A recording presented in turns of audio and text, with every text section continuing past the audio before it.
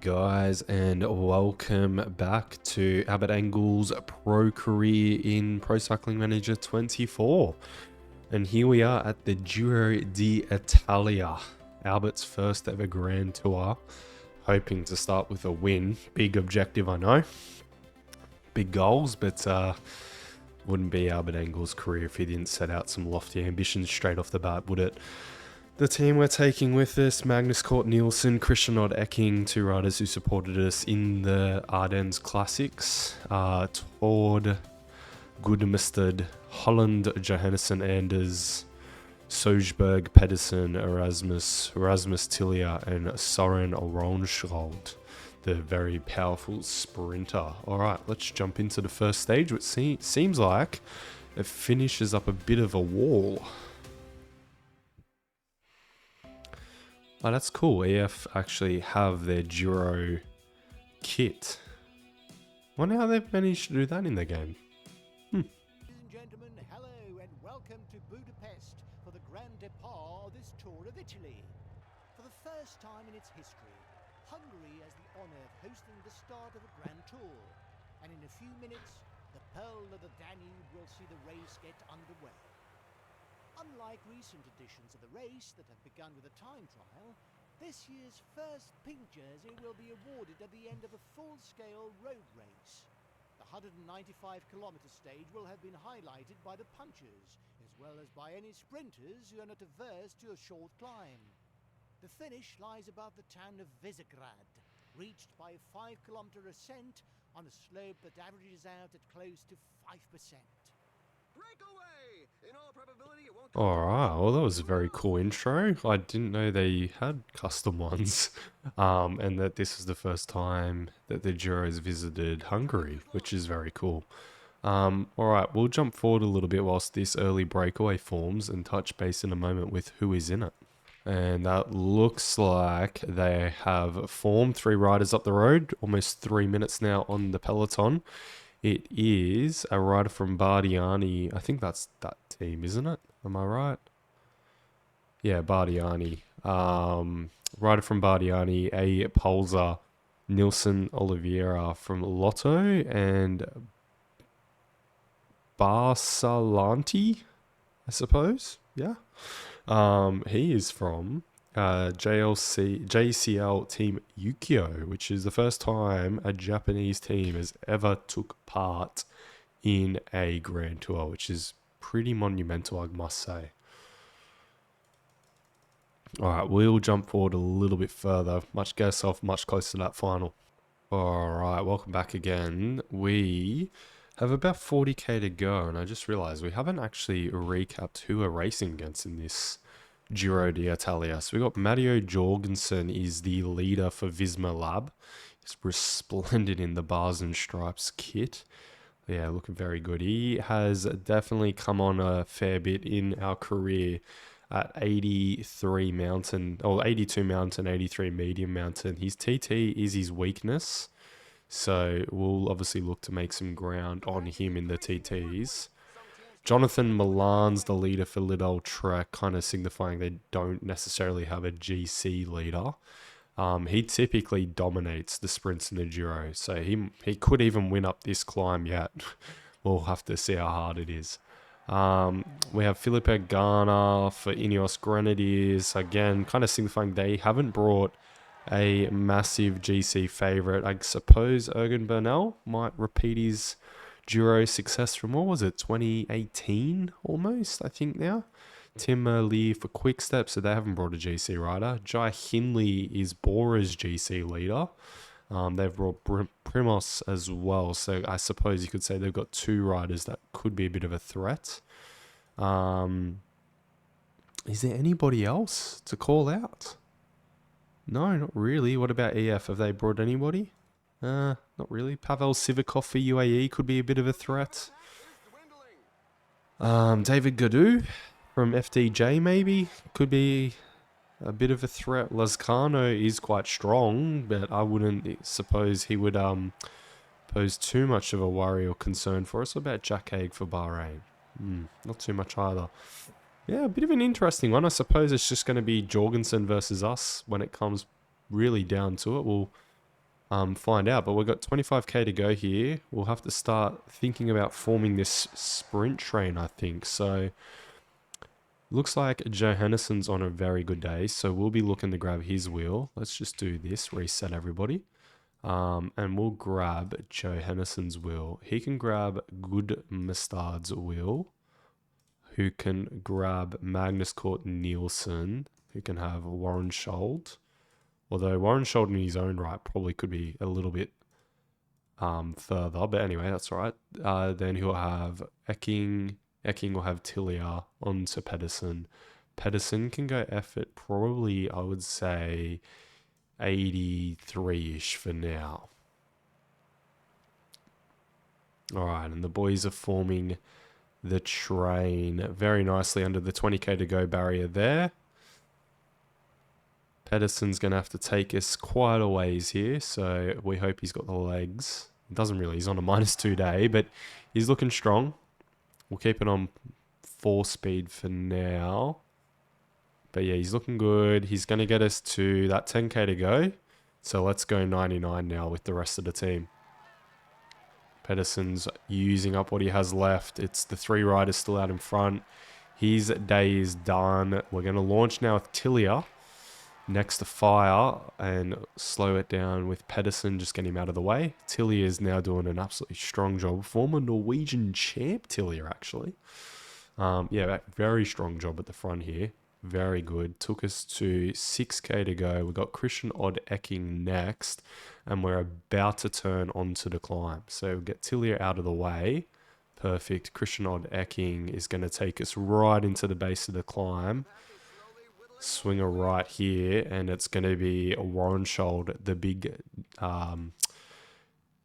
sprinter on our team, to really launch it next up. The big Norwegian bloke. Torhushoff V2. Watch him absolutely surge it up this climb. We're going to have to take the gel with Engel, I think. But Warren Schold's day on the front is done there. He's done a very strong job to pull us that far in. Perfect work. We've got Goodmustard next up here. He's going to go rapid fire here, I think, with everybody, because it is a pretty steep climb at the start.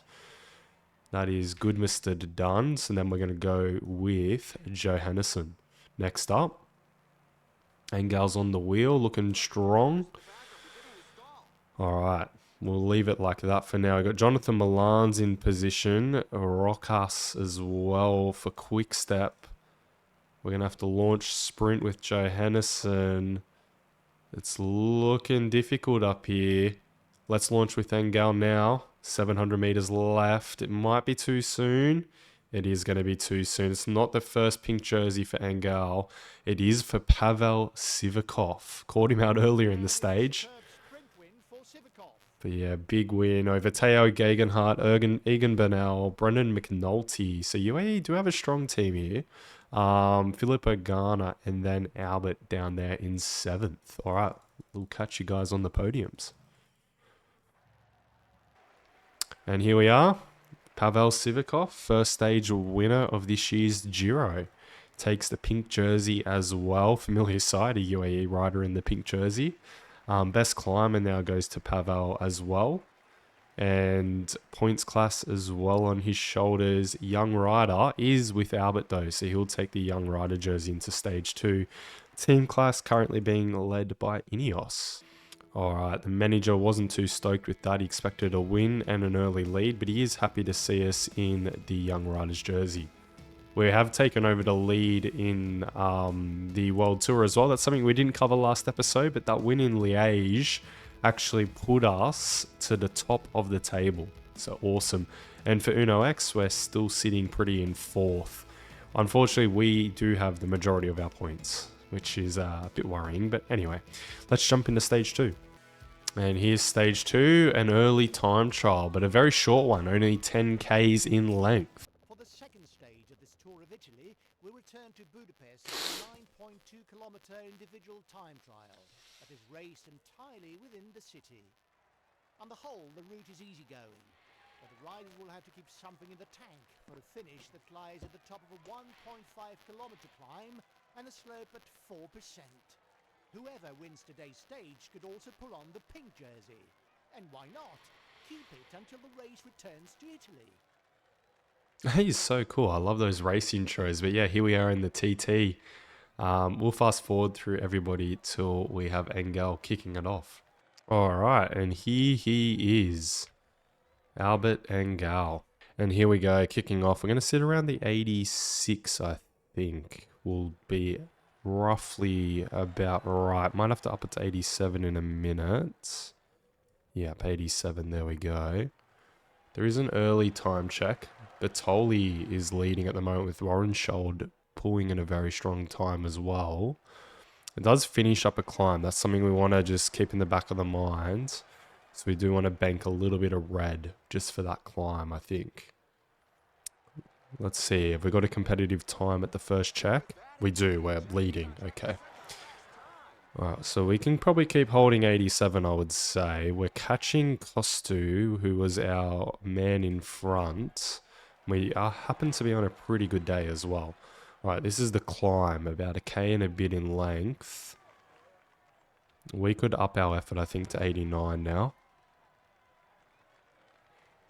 Perfect.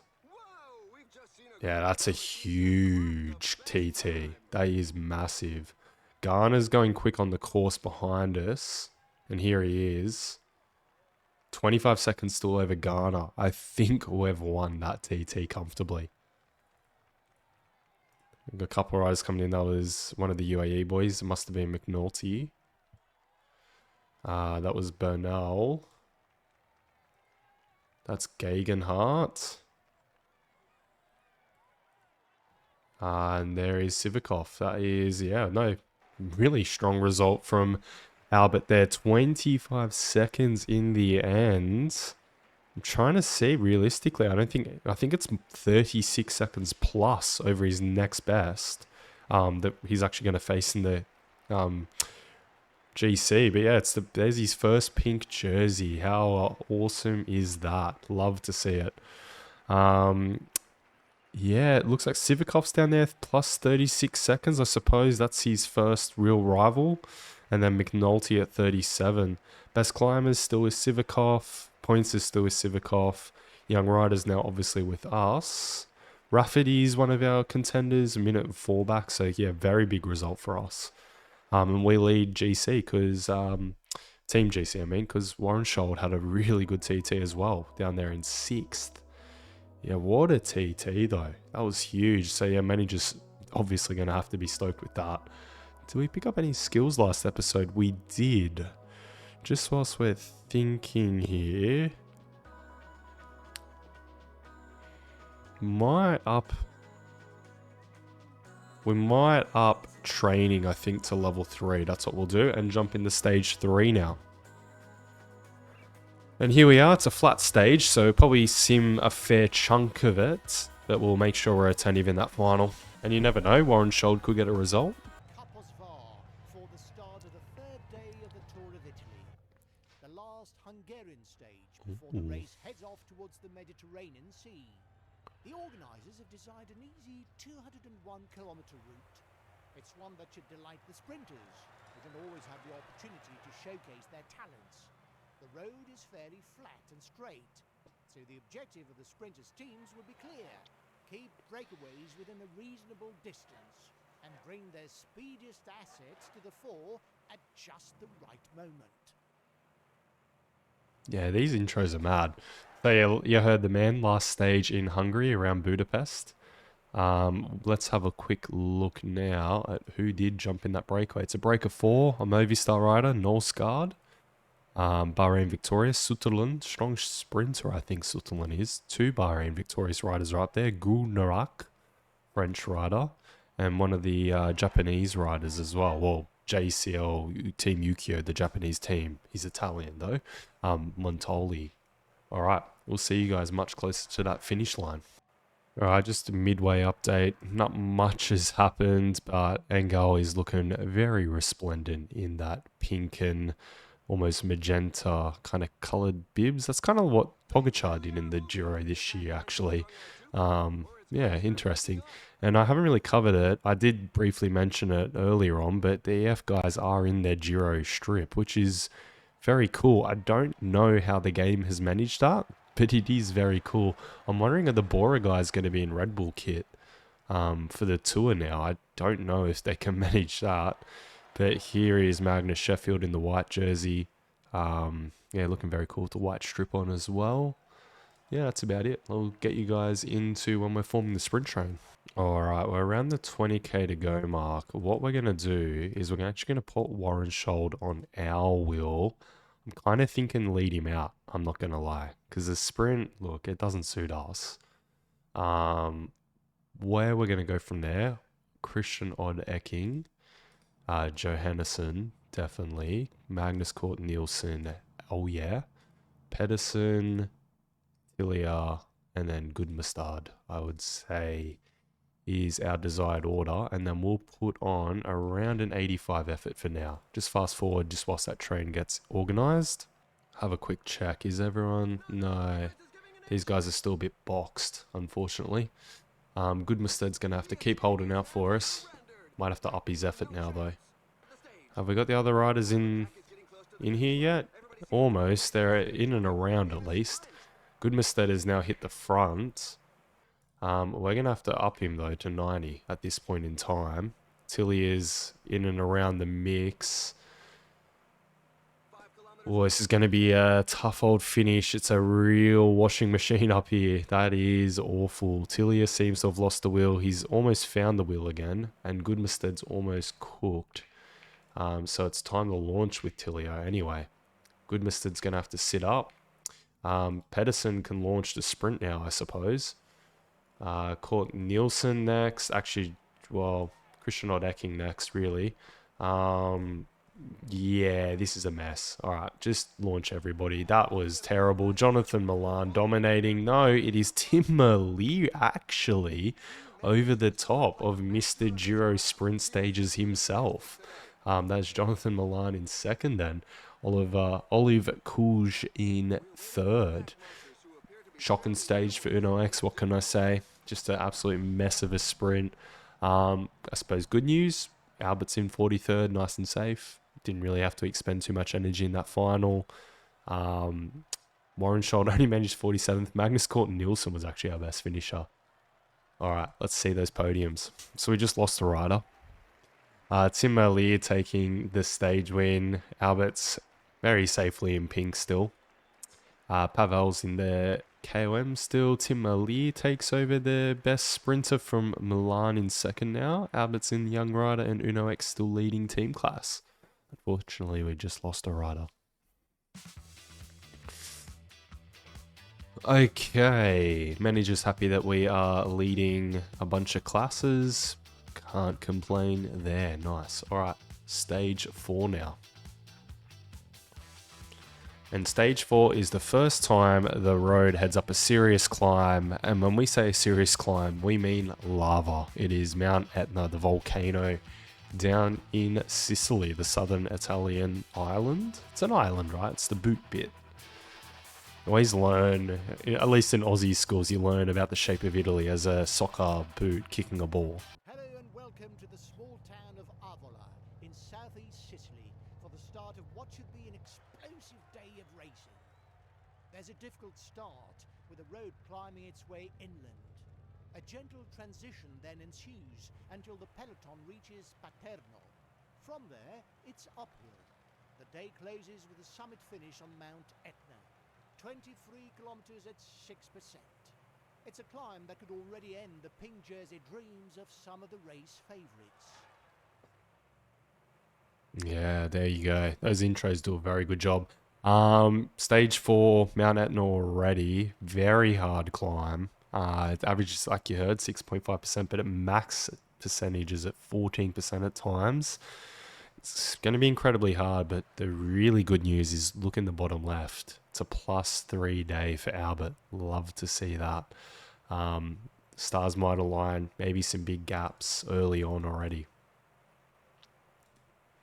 We'll quickly recap as well who's in that breakaway. It's a big group of 30, so potentially it's going to come back. can hear the commentators. Yeah, they're moving quickly already.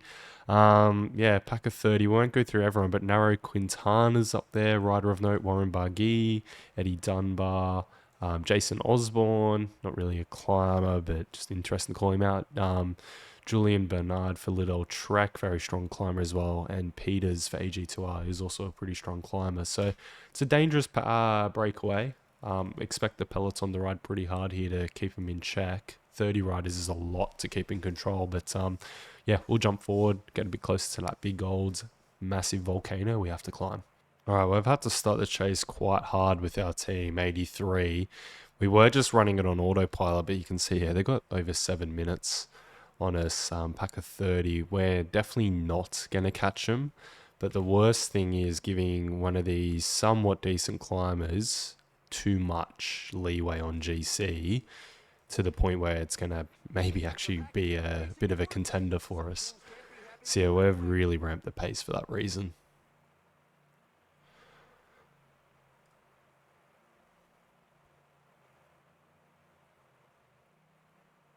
Yeah, they're working very hard. Brought it under 6 minutes just about. Yep, there we go. Ticked it under. We're on the early, and when we say early, very early, slopes of Mount Etna.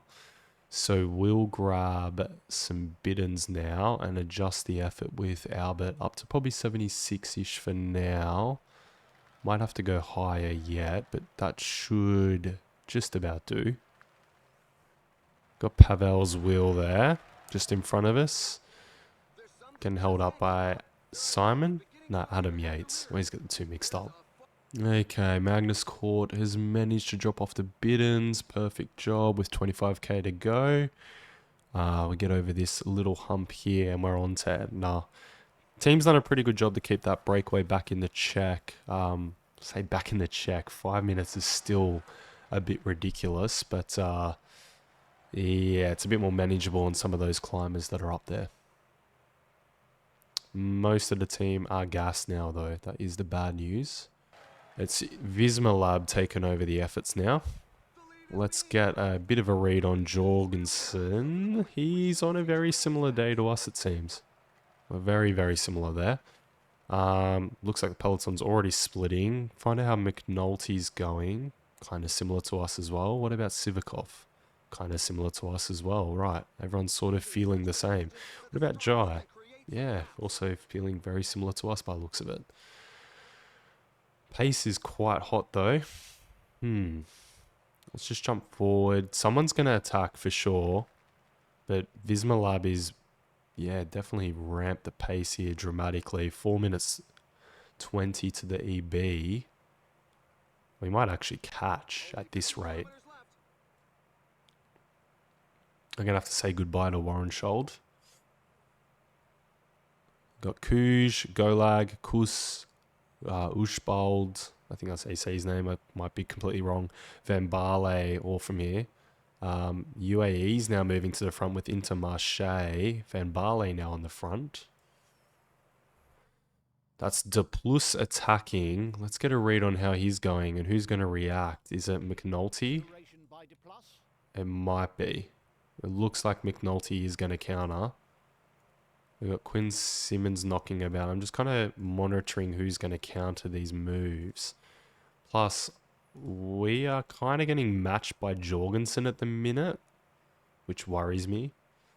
Yeah, we'll just adjust our effort again. Suppose Jorgensen's fitness is a lot higher than us, so he's in his peak already. Just something to note, like we're aiming late, so our peak will be final week. Just a thing to keep in memory. We don't have to be too concerned. Alright, Jorgensen's looking pretty good. So Hindley's not so much actually. He's looking a little bit gassed. There's one of the early break riders. You got Menschries already up the road still. But he's a bit gassed. So I'm not too worried about that. GC Kus is knocking about. It's Oscar Rodriguez trying to attack, but not really going anywhere. Yeah, this is really not much is happening at the moment. We're going to leave it quite late. It's 5Ks to go for the early breakaway. We've still got more 4 minutes 30 back from them though. We could adjust our effort down a little bit, I think, by the looks of this. Yeah, it's gone back out quite a lot actually. Should adjust our effort back up. Yep. There's 5K to go for us. Adam Yates is attacking. Hindley on his wheel. Attack by Adam Yates. We'll adjust our effort up into the 80s, I think. Still 36 riders left here, and we've caught a rather large chunk of that early breakaway. Hindley's now attacking, but he's gassed. That's Teo. Sivakov's going to counter that move. De Plus as well. Jorgensen's in there, in the mix. That hurt him a bit though.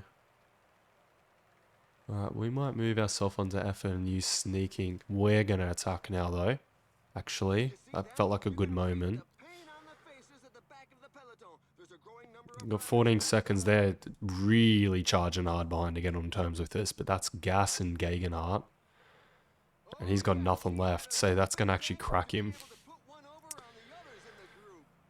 Oh, it's a win for the Atrean rider up front, but we've got a K to go here left for us and 15 seconds on the what is left of the peloton. We'll get around this corner and launch our own sprint, I think, because we're gassed. But we've got 30 seconds now on Jorgensen around this corner and it flattens out, which is ideal because we're about to blow. And it's already 30 plus on Jorgensen. Alright, there's Jorgensen with Adam Yates. Back there's Sivakov. Alright, so that is a bit of a gain on Jorgensen, it looks like. But I think we'll be out of the pink jersey, unfortunately. I see, it is the Astana rider, Henuk. The Eritrean rider. Eritrean rider. Probably their first? I think it is? No. Biniam did win a Giro stage before he won the Tour stage, so it'd be a second ever rider to win a Grand Tour, or a Giro stage, but also a Grand Tour stage. Nans Peters does take over the GC lead. We're in the top 10 still, but back here, 2 minutes 13 down. So all these riders we do have to gain time on, but none of them are exactly GC threats. Best climbers with Hanuk as well. Points is with Tim Merlier, and Joseph still has the white jersey, so you slip back into that. Israel take over the team class from UNOX. Alright, let's have a look at stage 5 next up. Alright, stage 5 has another massive mountain in the middle of it, but nothing really else going on, so let's jump in. It's technically a flat stage. Stage of the Tour of Italy that will take the riders to Messina. The Portella Mandrazi climb may suggest that the profile should carry a mountain label. However, its 4% slope does not make it a difficult ascent, and its summit, lying 100 kilometers from the finish, will mean that most teams do not see it as decisive.